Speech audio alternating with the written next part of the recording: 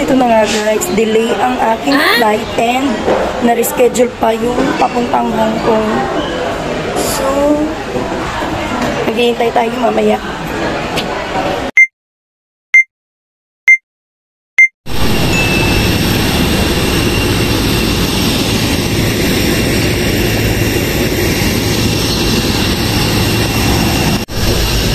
Right now.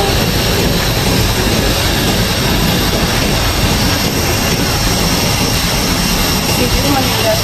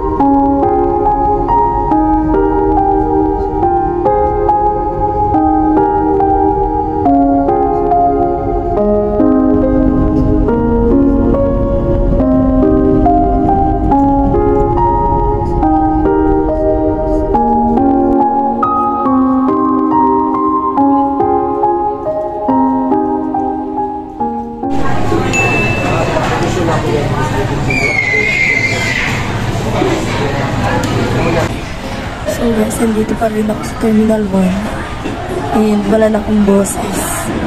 So, parang lumalala siya ngayon. And papunta na siyang trangkaso.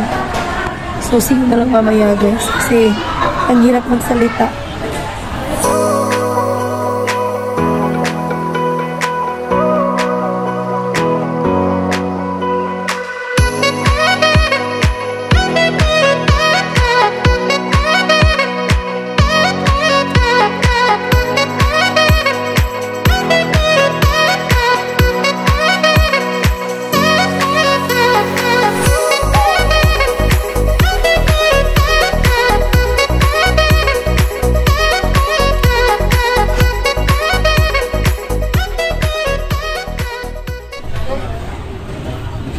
Yung generate natin mamaya. Pagka tayo dito. OFW lunch.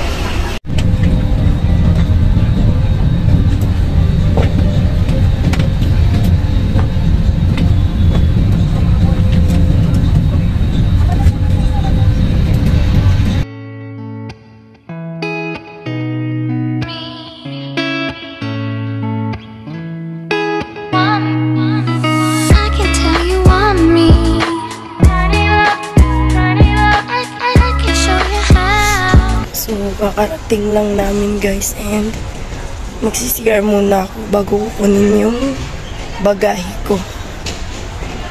So ang sakit ng paa ko. So doon na lang tayo kita-kits sa bahay. Good morning guys. So ito yung regalo ni Alaga sa akin pagdating ko. Nakalagay na yan dyan. So thank you sa hi everyone! So, andito na ako sa bahay nila Amo. And, hinatid ko na nga pala si Alaga sa school niya ngayon. So, may event sila sa isang school. Kaya, doon natin siya mamaya susunduin. And, nagkakape ako ngayon kasi magna-9 na. And, magliligpit pa ako ng bahay nila. Tapos, 11, susunduin na natin ulit. So, pagod pa rin ako ngayon guys. Wala pa akong pahinga. Pero kailangan ko na magtrabaho kasi nga walang linis yung bahay nila. So, ito ngayon yung kaning malagkit is para to kay Auntie Lorna pero kumuha ako ng isang piraso kasi wala akong tinapay dito sa amo ko. Pero meron akong baon na ganito galing doon sa Pinas.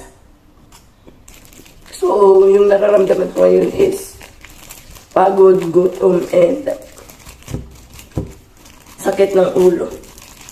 Sakit ng katawan. Hindi ko alam. So, may sipon pa din ako. Hindi naman ganun kalala yung ubo. Tapusin ko lang to guys para makapag-linis na ako ng bahay nila. So, ito na nga guys. Dahil wala tayong tinapay, nag-message si Amo na kainin ko daw yung pizza na natira kahapon. So, kakainin natin ito mamaya before tayo bumaba kasi hindi pa ako nakapag-lunch. So guys, andito ako sa kwarto ngayon. Hindi pa ako tapos maglinis and hindi na kaya ng katawan ko. Back to reality guys. Punta na akong market. And sinabi ko na din sa amo ko na nasira yung ng shower namin. punta na tayong market. Kasi doon sila kakain. See you guys. So guys, 9:30 na and nandito na ako sa kwarto ko. Pero magliligpit pa ako. Ayan. And ito pa. So, papakita ko sa inyo yung mga dala ko kahapon. So, ito is padala ng mama ko. And then, ito galing sa jowa ng kapatid ko. So, thank you, Moises. So, ito binili ko to. Ayan. Tapos, ito padala kay Ate April. Ito naman, pinabili ni Auntie Annalie. Ayan. Tapos, ito is para kay Ninay. So, ayan guys. And meron pang malagkit doon na kanin para naman kay Auntie Lorna. So, meron akong dalang oyster kahapon and isang pirasong alimango. So, yung oyster hindi ko nakain kasi nasira siya sa bagahe ko. Akala ko kasi pwede kong kunin sa Manila yung bagahe. Pero direct na pala siya dito sa Hong Kong. And pagkadating ko dito kagabi, kinuha ko yung isang pirasong alimango tsaka yung malagkit na kanin. Nilagay ko sa ref nila amo. Baka kasi masira. So, yung alimango kinain ko kaninang tanghali. Pero, niluto ko muna siya ulit kasi naka-plastic kasi yun and minix ko siya sa laman ng oyster. Kaya, parang may amoy siya. Pero, nakain ko siya guys, hindi siya sira. Kasi naka-shell naman yung alimango. So, yun nga. Magliligpit muna ako dito and sobrang pagod na pagod ako guys. Bukas ko na lang ikukwento sa inyo yung nangyari simula pag uwi ko and yung pabalik ko dito kasi maglalagay ako ng gamot sa paa ko kasi sobrang sakit niya guys. Hindi ako nakatulog kagabi. So, tatapusin ko na ang video. Thank you guys for watching. Please like this video if you enjoy. Please subscribe and I hope to see you on my next video. Bye guys. Stay safe everyone.